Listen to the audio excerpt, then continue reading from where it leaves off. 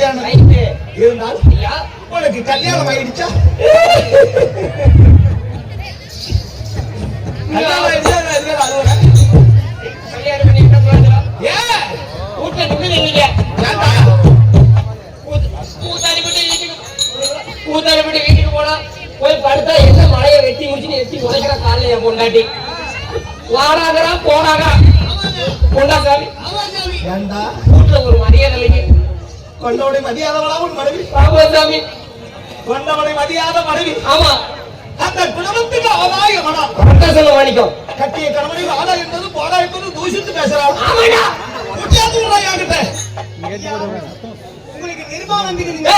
நிர்மாணா நிருபம் நிர்மாணம் வந்திருக்குது. எங்க படிச்சு பாருங்க, நீங்களே படிங்க. தக்கன் செய்யக்கூடிய யாகத்துக்கு சகல தேவர்களும் இங்க வர வேண்டும்.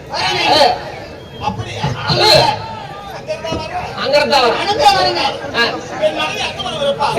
அவளை சீக்கிரமா